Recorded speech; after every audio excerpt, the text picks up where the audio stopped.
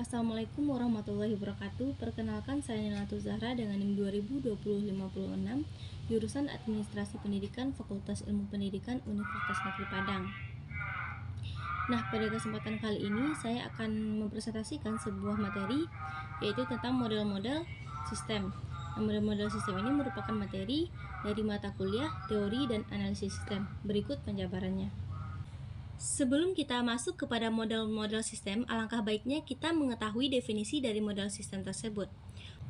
Model adalah rencana, representasi, atau deskripsi yang menjelaskan suatu objek, sistem, atau konsep yang seringkali berupa penyederhanaan atau idealisasi. Bentuknya dapat berupa model fisik, model citra, model grafis, atau rumusan matematis.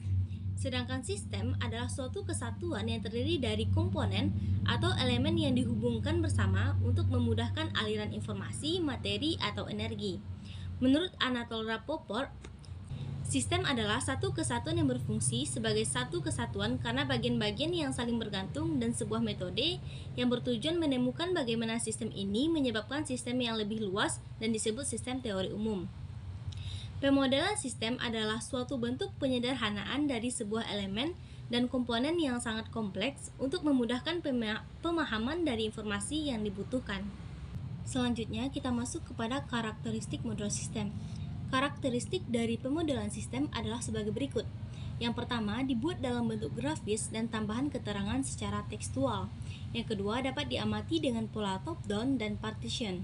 Yang ketiga, memenuhi persyaratan minimal redundansi. Yang keempat, dapat mempresentasikan tingkah laku sistem dengan cara yang transparan. Dari karakteristik pemodelan di atas dapat diambil kesimpulan bahwa model itu dibuat dalam bentuk grafis atau bergambar sehingga dapat memudahkan customer dan dilengkapi juga dengan keterangan dari gambar atau grafis tersebut.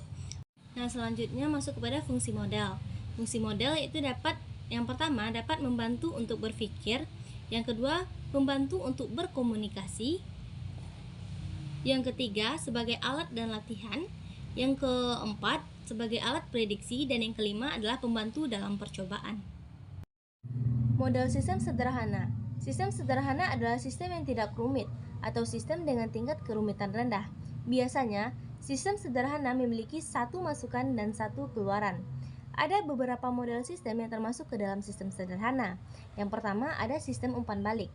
Penerapan sistem kendali umpan balik saat ini cukup luas ditemui pada dunia keteknikan.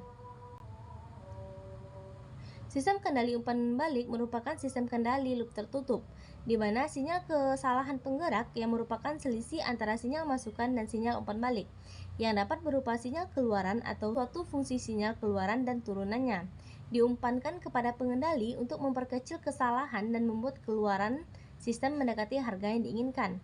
Yang kedua, ada mekanisme kontrol sederhana. Sistem kontrol dapat diartikan sebagai sistem yang mengendalikan atau mengatur suatu keadaan untuk bisa menghasilkan keluaran yang diinginkan. Nah, pada komponen sistem kontrol terbagi menjadi 3 komponen, yaitu komponen input, komponen kontrol, dan komponen output. Di mana komponen kontrol adalah komponen yang digunakan untuk memproses data input yang selanjutnya akan diteruskan kepada komponen output. Nah, sistem mempunyai mekanisme kontrol dan kemampuan untuk menyesuaikan diri dengan sendirinya, serta kemampuan mengatur diri sendiri, seperti yang telah disebutkan di awal. Sistem pada umumnya bersifat terbuka dan terdapat saling berhubungan di antara bagian-bagian sistem tersebut. Karena mempunyai dua sifat tersebut, maka sesuatu sistem tanggap terhadap keadaan atau tuntutan baik dari bagian-bagian internal maupun bagian-bagian eksternal. Konsep mekanisme kontrol dan pengaturan serta penyesuaian diri itu dapat digambarkan dengan prinsip bekerjanya termostat atau pengatur suhu, memonitor keadaan suhu di dalam rumah. Jika suhu di dalam rumah menurun menjadi lebih dingin dari yang ditetapkan pada termostat ini, akan menangkap keadaan tersebut untuk mengirimkan berita dengan menggerakkan perlengkapan tertentu ke perapian, agar perapian itu memberikan panas yang lebih banyak lagi sehingga suhu kembali kepada keadaan normal. Sistem terbuka dan tertutup. Sistem terbuka adalah sistem yang berhubungan dengan lingkungannya.